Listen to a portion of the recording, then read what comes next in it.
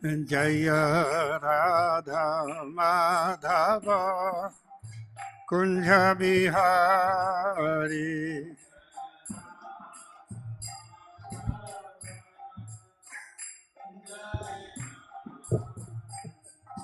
Gopi Jana Vallabha Girivaradhari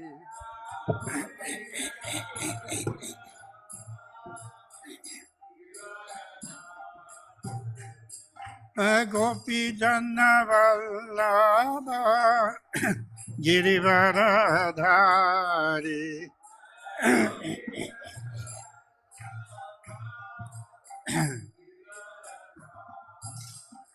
Jaya Radha Madhava Kunja Bihari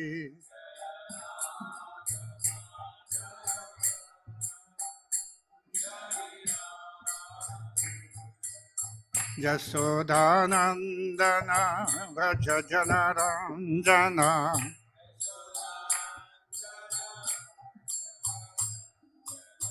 Yasodhanandana Vraja Janaranjana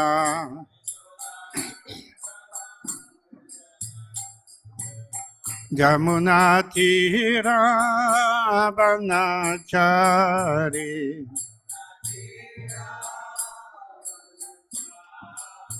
Yamunatira Banachari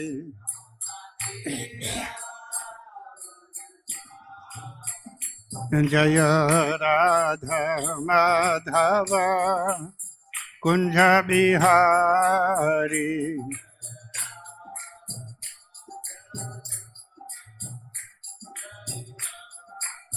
Jaya Radha Madhava Kunja Bihari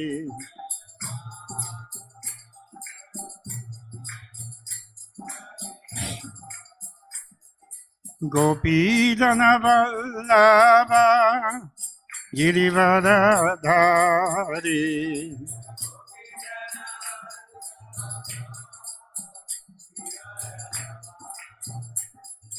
Gopi Jana Vallabha Girivaradhari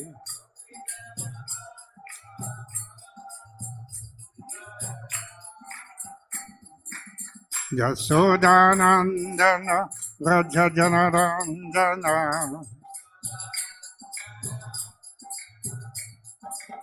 Yasodhanandana Vraja Janaranjana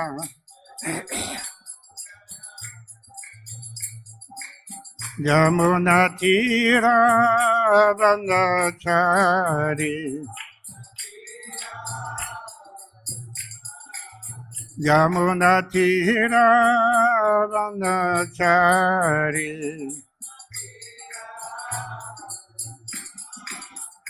Jaya Radha Madhava Kunja Bihari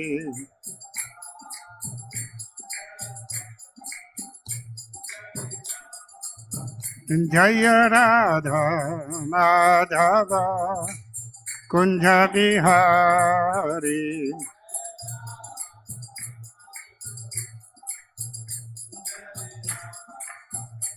Hare Krishna Hare Krishna Krishna Krishna Hare Hare Hare Rama Hare Rama Rama Rama Hare Hare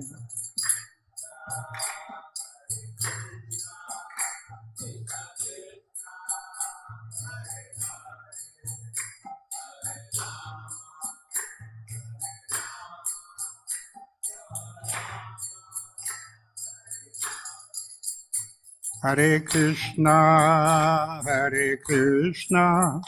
Krishna Krishna Hare Hare Hare Rama Hare Rama Rama Rama Hare Hare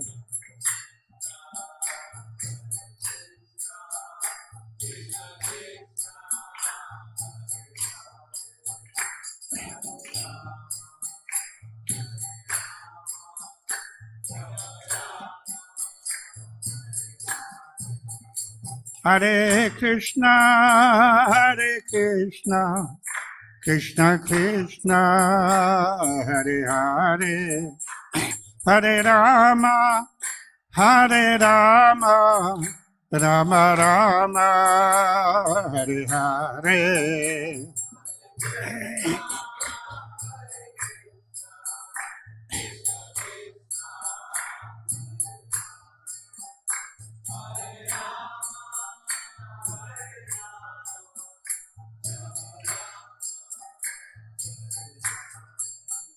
Hare Krishna, Hare Krishna, Krishna Krishna, Hare Hare, Hare Rama, Hare Rama, Rama Rama, Hare Hare.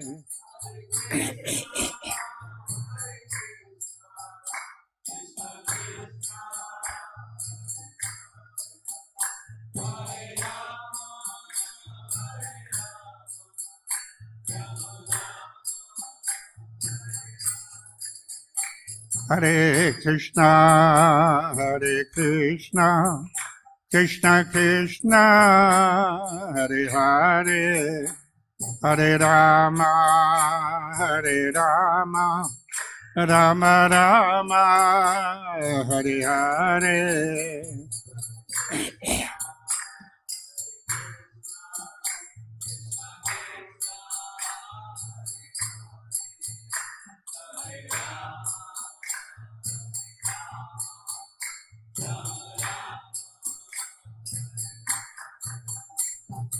Hare Krishna, Krishna Krishna, Hare Hare, Hare Ram, Ram Ram, Hare Hare.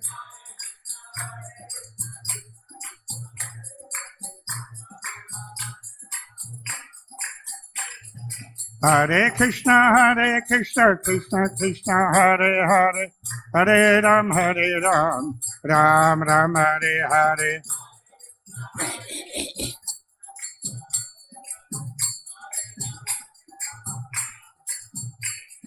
Hare Krishna, Krishna Krishna, Hare Hare, Hare Ram, Ram Ram, Hare Hare.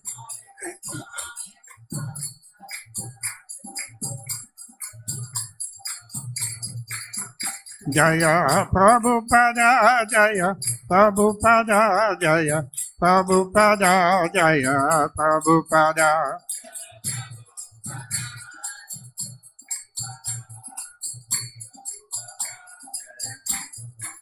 And Jaya Prabhupada, Jaya Prabhupada, Jaya Prabhupada, Jaya Prabhupada.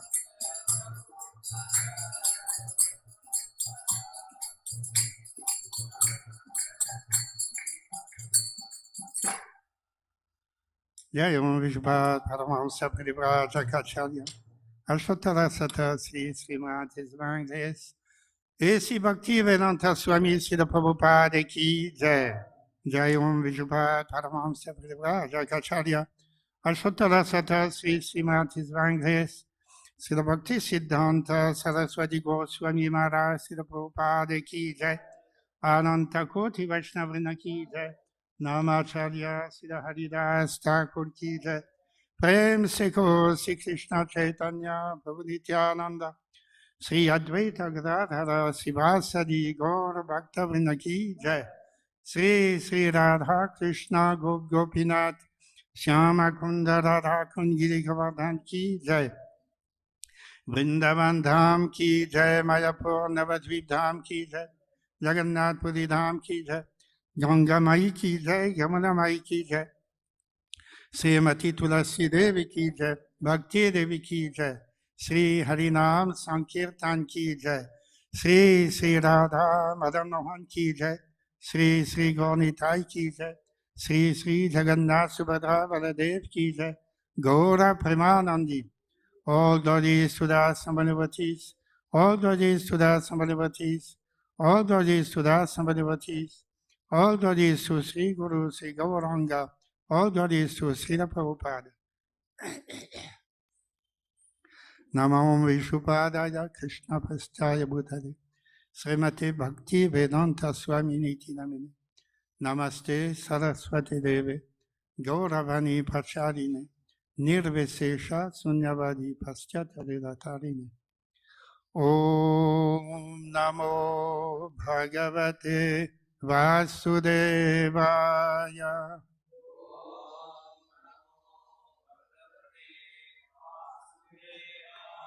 Om Namo Bhagavate Vasudevaya.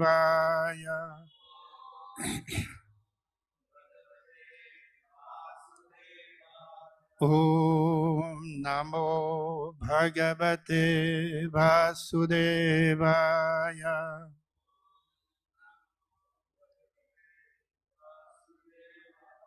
Narayanam Namaskritya Naram Chaiva Narottamam Devim Saraswatim Vyasam Tato Jayamudirayet Nashtaprayeshu Abhadreshu Nityam Bhagavata Sevaya Bhagavati Uttama Sloke Bhaktir Bhavati Nashtiki Krishnaya Vasudevaya Devaki Nandanaya Cha Nanda Gopakumaraya Govindaya Namo Namaha. We are reading from Srimad Bhagavatam, Hare Krishna. Fourth Skanda, 9th chapter, sloka number 36. Maitreya Uvacha Na Vai Mukundasya Pada Aravindayoho Rajajushaha Tata Bhavadrishaha Janaha Vanchanti Tat Dasyam Rite Artam Atmanaha Yadrichaya Labdha Mana Samriddhayaha. Maitreya Vacha Navai Mukundasya Padaravindayo Rajo Jushastata Bhavadrisha Janaha Vanchanti Taddasyam Ritirthamatmano Yadrichaya Labdhamana Samriddhayaha. Maitreya Vacha Navai Mukundasya Padaravindayo Rajo Jushastata Bhavadrisha Janaha Vanchanti Taddasyam Ritirthamatmano Yadrichaya Labdhamana Samriddhayaha. Maitreya Vacha Navai Mukundasya Padaravindayo Rajo Jushastata Bhavadrisha Janaha Vanchanti Taddasyam Ritirthamatmano Yadrichaya Labdhamana Samriddhayaha.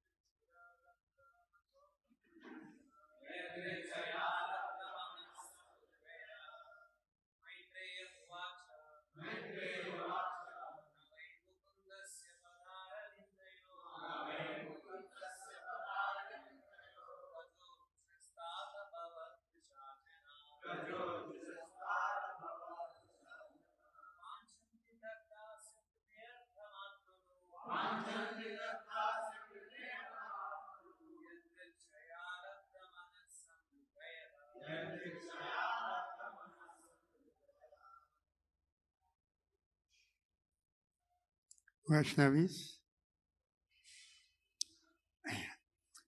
Maitreya Vaisha, the great sage Maitreya continued, "No, never. Why? Certainly. Mukundasya, of the Lord, who can give liberation. Pada Aravindayoho, of the lotus feet. Raja Jushaha, persons who are eager to taste the dust. Tata, my dear Vidura, Bhavadrishaha, like yourself. Janaha, persons. Vanchanti, desire. Tat, his. Dasyam, servitorship. Rite, without. Artham, interest. Atmanaha, for themselves. Yadrichaya, automatically. Labdha, by what is achieved. Manasamriddhayaha, considering themselves very rich.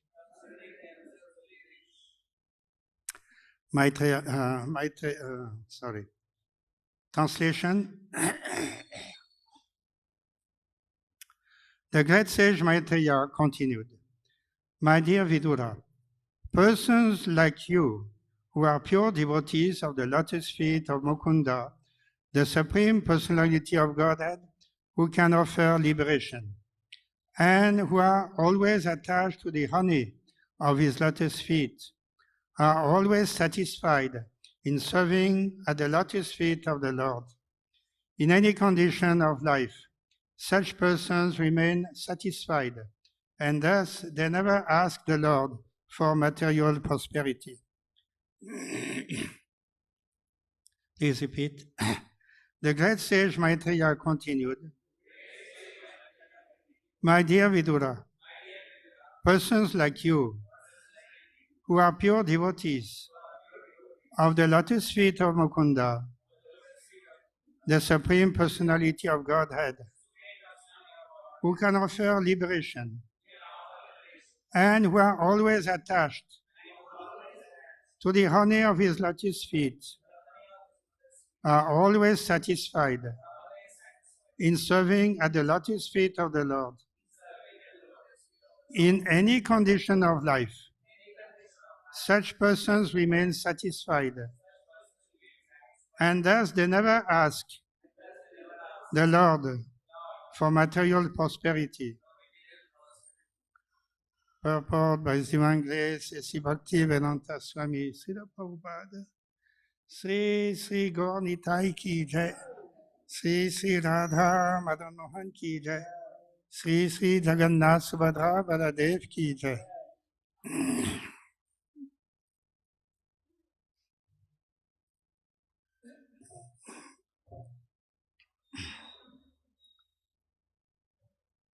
In the Bhagavad Gita, the Lord says that He is the supreme enjoyer, the supreme proprietor of everything and anything within this creation, and the supreme friend of everyone. When one knows these things perfectly, he is always satisfied. The pure devotee never hankers after any kind of material prosperity. The karmis, however, or jnanis or yogis, endeavor always for their own personal happiness.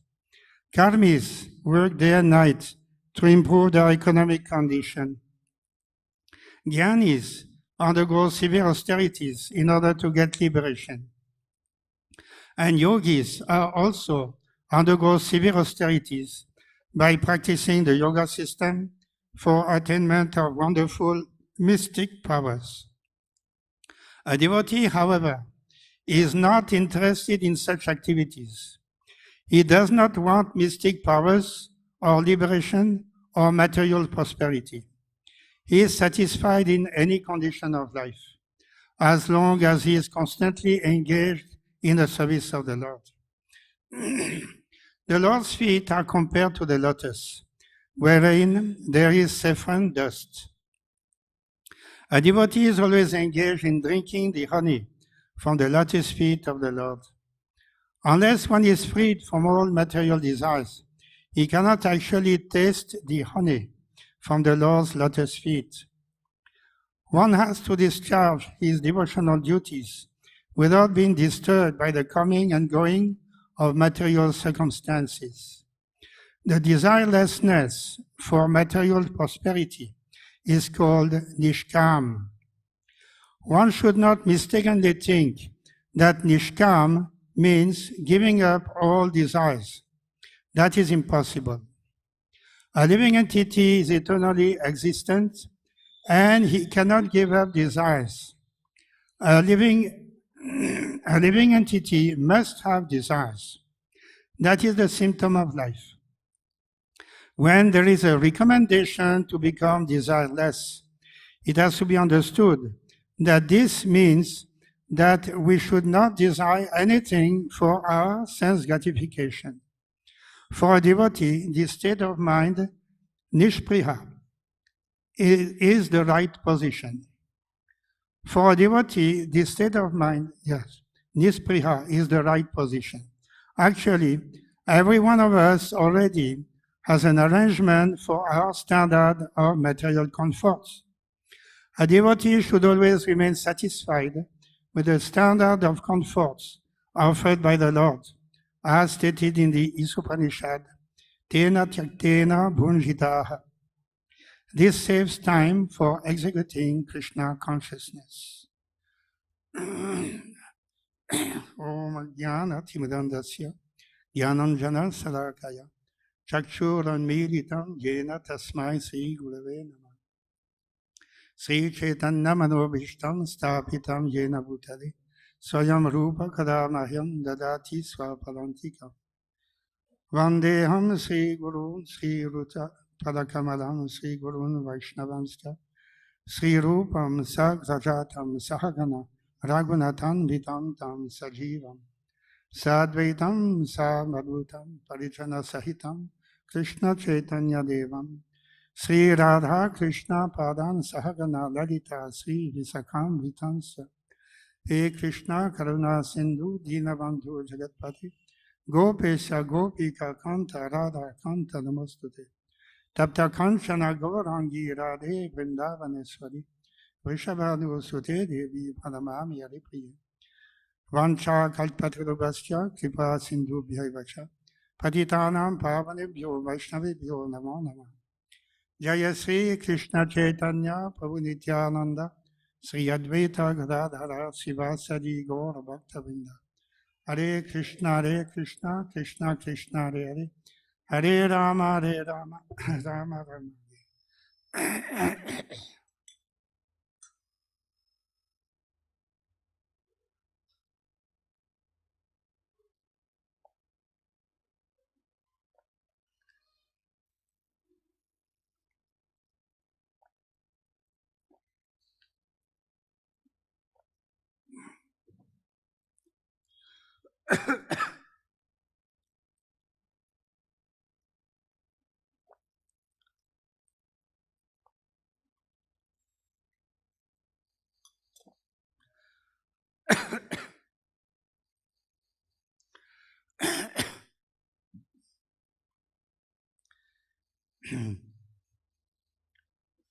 The thoughts of Dhruva Maharaj have been described.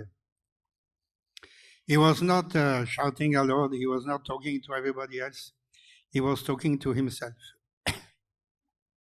So it was a state of self-regret or self-lamentation, and the thoughts have been described in the previous slokas.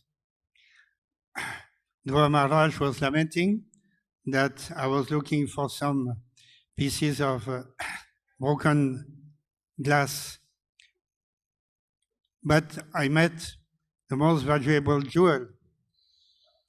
So I could not behave properly in front of the Supreme Personality of Godhead, and I remained in the same mental status, and that is why the Lord wanting to fulfill my inner desires, gave me this property of my father, 36,000 years. I will have to stay here as a king. And then after that, then go to the planet of Svetadvip, that is the spiritual world. So in this way, Dhruva Maharaj was lamenting that I didn't show any pure devotion. I was hankering for some material necessities or desires to take revenge against my stepmother and brother and so on. So that was not the proper attitude while being engaged, trying to satisfy the Supreme Lord. And Maitreya is now speaking to Vidura, and he's explaining that just like yourself, Vidura, you are living here very simply, not hankering for anything special, in the palace of Duryodhana and others, the Kauravas, at Hastinapur. And you are not asking for anything except that you simply want to be engaged in the service of the lotus feet of Lord Krishna. You are so much eager to taste the nectar emanating from the lotus feet of the Lord. You don't want to have any other desire. Similarly, your wife, good wife, is also in the same condition. So both of them, Vidura and his wife, were living in this way. Very simply, the Kauravas, Duryodhana and others, they were very busy trying to get political power and developing their palace and power and so that. But Vidura was also living in the same premises, almost just adjacent to that, and very simply. So this is an indication that a devotee of the Lord, such as Vidura, never asks anything from the Lord.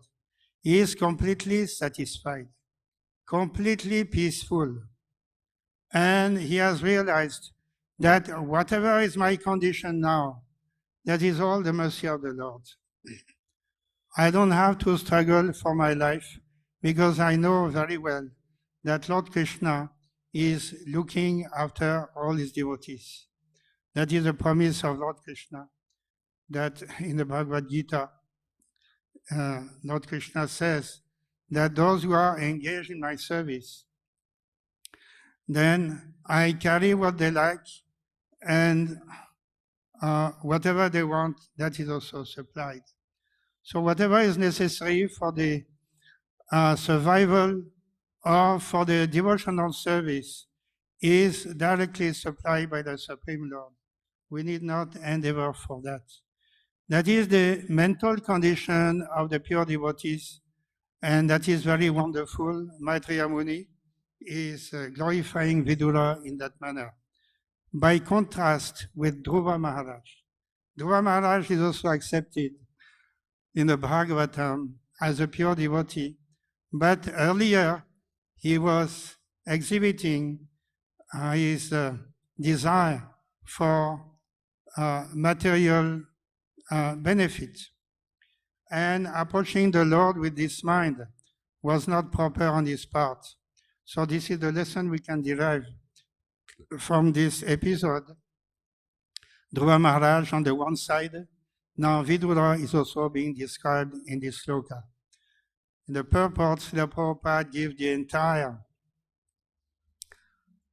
synopsis or presentation of pure Krishna consciousness. Like in many other commentaries also, Srila Prabhupada is emphasizing the importance of Krishna consciousness in order to achieve complete peace of mind and satisfaction of the senses. And of course, liberation is also included in devotional service. So all these aspects of devotional service are presented in the purport by Srila Prabhupada, taking a clue from the sloka. Srila Prabhupada quotes, first of all, from the Srimad Bhagavad Gita. Very often, this is one of the main slokas from Bhagavad Gita that Srila Prabhupada always repeats in his lectures and purports. Here he is not giving the Sanskrit, but we understand. Bhoktaram yagyatavasam sarvaloka maheswaram suhridam sarvabhutanam yadvamam shantim richati. If anyone wants peace at all, then he has to understand that Lord Krishna is the enjoyer of all sacrifices and austerities. And he is the proprietor of all planets and the controller of all the demigods, who are themselves giving administration of the planets. But Lord Krishna is the supreme controller of all demigods and all planets. And Lord Krishna is supreme benefactor of all living entities. These are the three great qualities of Lord Krishna. If yatvamam shantim richati. Lord Krishna says, if anyone knows me as such, then he achieves peace. So that is the peace formula that Srila Prabhupada propagated throughout the world in his preaching activities. And there's some very famous episodes. Srila Prabhupada taking his disciples to United Nations.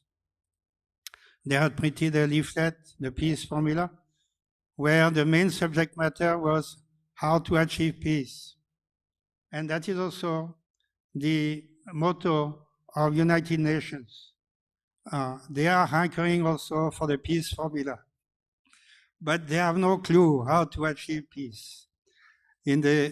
After the First World War, the Society of Nations was constituted, and that also for the same objective, establish peace within nations.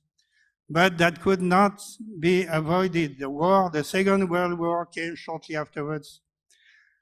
And then again, after the Second World War, they constituted again a new organization, the United Nations. So United Nations having its headquarters in New York City.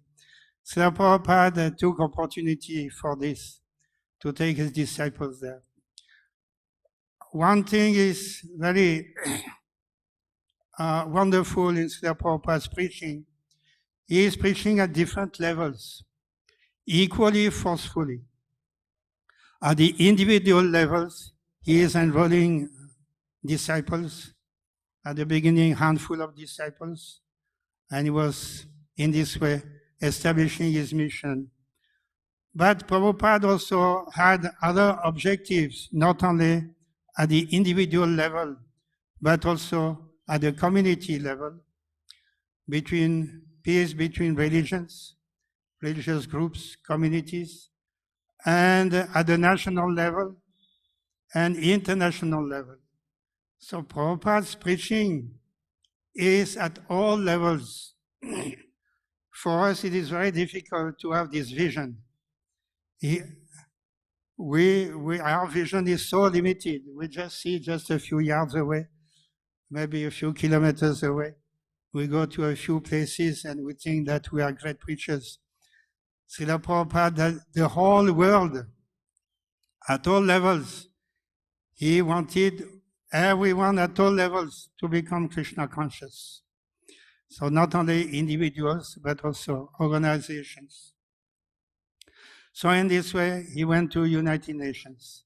And what did he see there? Everybody could see so many flags. At that time, Prabhupada said, how many flags are there? 80 flags, maybe 85.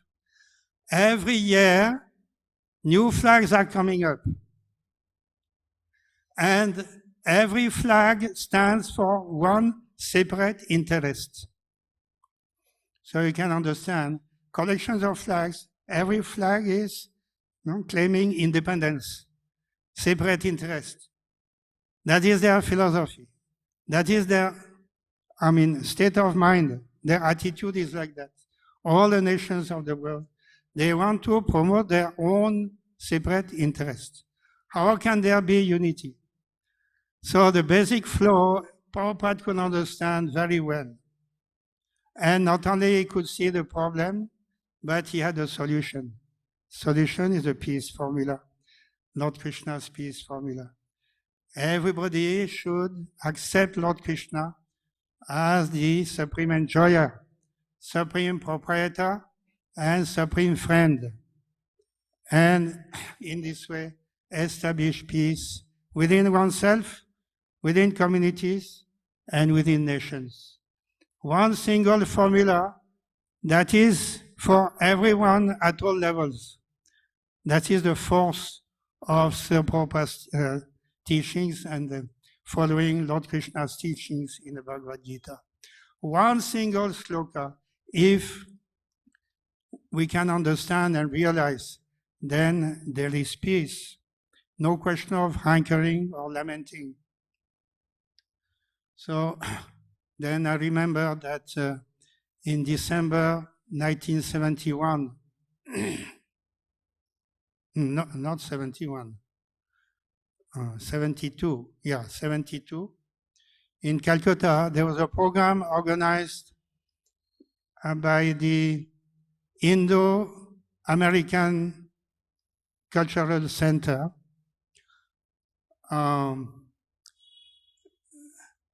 And the theme of the lecture was East and West. Srila Prabhupada was the chief guest. He was the speaker for this program. He had been invited, and we had organized people to come, some life members and all that. And the association also had invited many important people belonging to the consulate, American consulate, and other big international organizations from Calcutta. So there was a very good gathering of and so-called big VIPs. And Srila Prabhupada spoke on the theme of East and West. He started by, his lecture was in two parts, roughly. On the first part, he said that, what is the meaning of East and West? It has no meaning.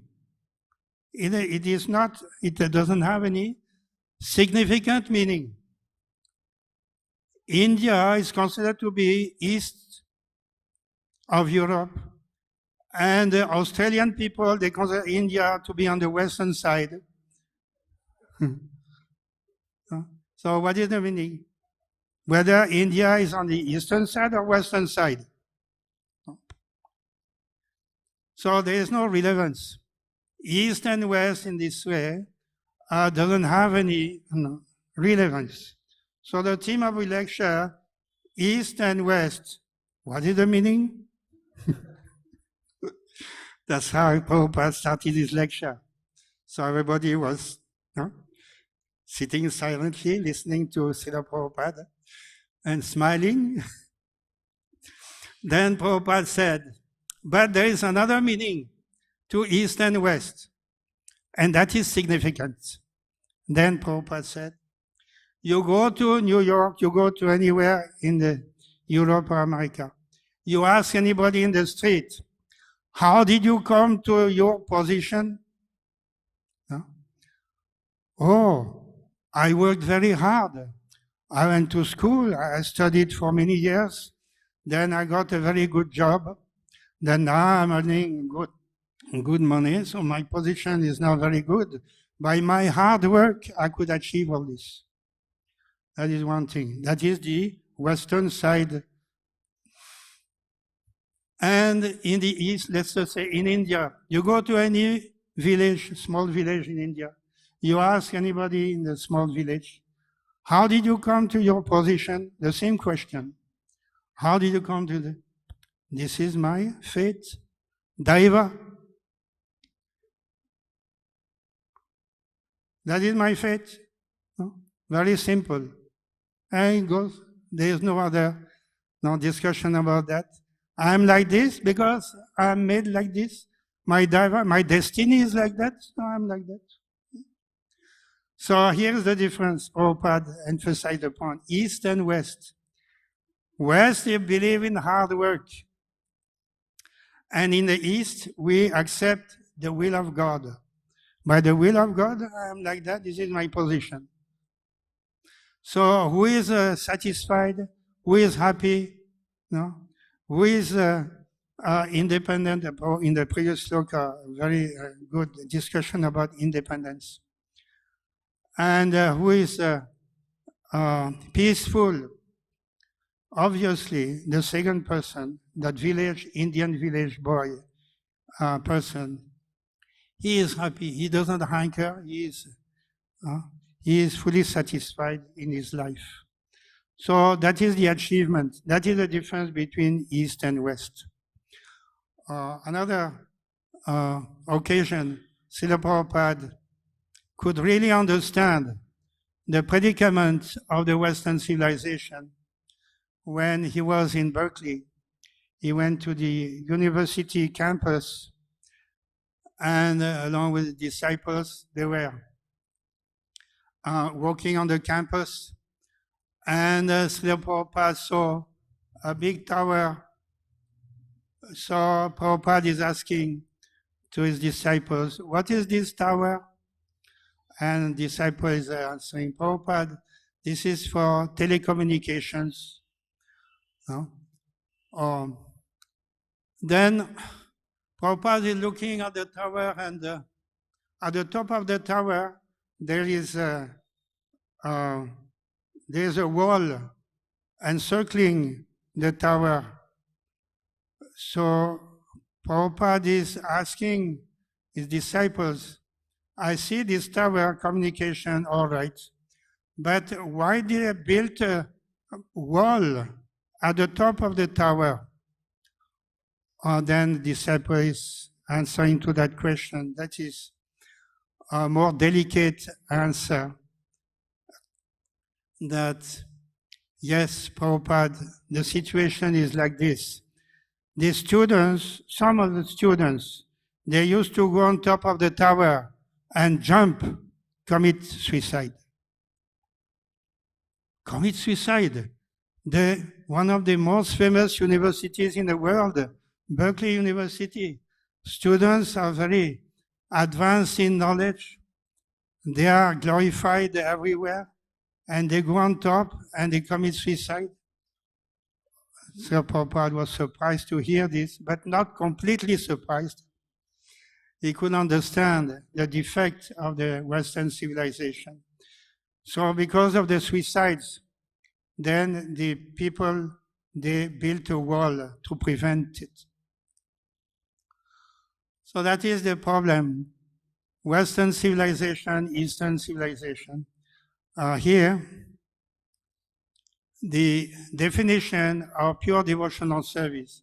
Krishna consciousness is the solution for all problems.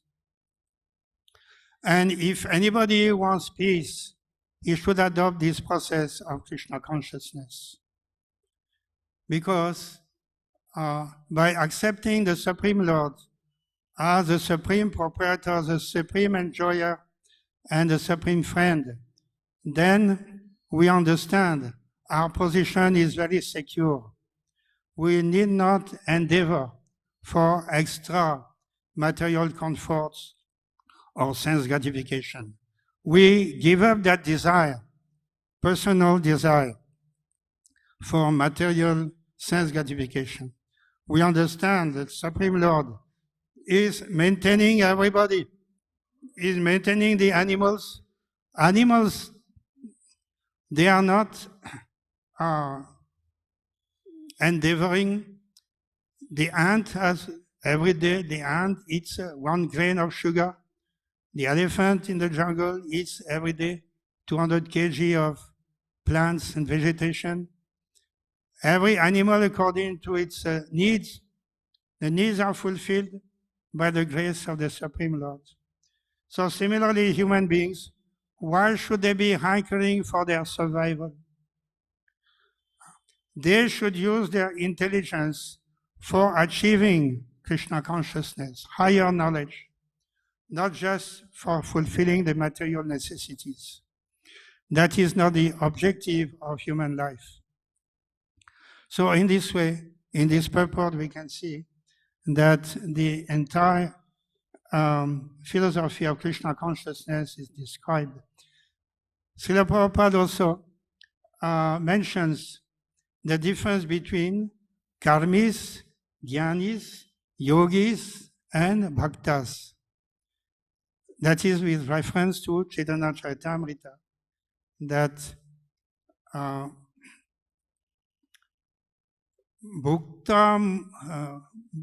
bhukti mukti siddhi kami sakale asanta. Krishna bhakta nishkam ataiva santa. That is from Chaitanya Charitamrita, very important sloka that Srila Prabhupada also quotes many places, that there are different types of transcendentalists or philosophers, spiritualists, as we can call them. First of all, the karmis. The karmis are working very hard. Sometimes they are doing yagyas or dana or pious activities. They are thinking by doing punya, they'll go to heavenly planets, or at least in this world, by doing good to others, they will be well respected in the society and so on. So these are the karmis. By their activities, they are busy in accumulating punya. Then the jnanis. The jnanis, they understand the futility of material existence. It is not possible to be happy in this world, so the only solution is moksha. We have to leave this world for good. We should not come back here, we should achieve liberation. So that is their objective. So the karmis are hankering for material happiness, the jnanis are hankering for liberation, and the yogis think that by doing this meditation and Ashtanga yoga, yam, niyam, asana, and pranayam, and so on, they will achieve some power. With this yogic power, they'll be able to control their individual lives, and they'll be happy in this way. They may not be subjected to the material difficulties. So there are three types, and then you have the bhaktas. So the three first types are not peaceful because they are hankering. They have some objective, selfish objective. Therefore, they are not peaceful. Sakala ashanta. But Krishna Bhakta Nishkam, they don't have any, the pure devotees of the Lord, they don't have any personal interest to fulfill. And they are happy in serving the Lord's lotus feet. So they don't have any desire, and therefore, ataiva shanta, therefore they are peaceful. That is the difference between bhaktas and all the others. So therefore, the teachings of Lord Chaitanya Mahaprabhu has established the teachings of pure Krishna consciousness, that is, not asking anything from the Lord except for his service. Just like here, in this sloka they say, na, the first word na, is connected to vanchanti. Na vanchanti, tad dasyam rutertam. They are not asking anything. Rite means accept. Accept tad dasyam, except for your service. That is what the pure devotees only are asking. Otherwise, they navanchanti, they are not asking for anything. Yadrichaya labdhamana samriddhaya. Yadricha automatically, by its own accord, by the will of the Lord, they achieve the necessities of life. And labdha mana samruddhaya, they consider that they are very well, they don't hanker for anything. They have sufficient, and they don't have any desire for material aggrandizement and so on, material prosperity and control over others, political power and so on. So that is the condition of the pure devotees of the Lord. In this sloka, Madhya Muni is giving really the essence of pure Krishna consciousness, and the purport, Sri Prabhupada elaborates on this. So, Nispriha, Prabhupada explains also, Nispriha or Nishkam, desirelessness. Desirelessness should be understood properly also. Prabhupada comments on that it cannot be the condition of inanimate objects, like table, chair, no? That is also Nispriya in one sense, Nishkama. But we are talking about something else. The desirelessness of dead object, that is not the consideration. Because we are talking about living entities, the Jiva. Jiva Bhuta Sanatana. The Jiva is the eternal part and parcel of the Lord. Mamaivam Jiva Loke Jiva Bhuta Sanatana. So that is the difference between Jiva. Jivas are life. That is the meaning. And what is the chief symptom of life? Consciousness. Consciousness is the inanimate objects, the ajiva. They don't have consciousness. They are dead. So for them, that is a different status. That is apara prakriti. Para prakriti, the jivas, they must exhibit their quality as Mamaivamsa Jiva Bhuta Sanatana. They must exhibit this symptom of pure devotion to the Lord. They are part and parcel of the Lord. Therefore, they must be engaged in the service of the Lord. That is their life. Their life should be like this. Not struggling. Manaha shashtan indriyani pragadistani karshati. Unfortunately, under the influence of Maya, the jivas are struggling very hard with the six senses, including the mind. So otherwise, if they remain in Krishna consciousness, everything is provided. Yoga kshemam vahamyaham. Lord Krishna says, whatever they need, whatever they lack, that is, I supply. So in this way, Krishna consciousness is a solution. And our desire should be to serve the Lord with all our strength, mind, intelligence, ego, and everything. Everything should be engaged for the service of the Lord. All our poverty and family, everything that is close to us should be engaged in the service of the Lord. This will be the perfection of our life. Any other questions or comments?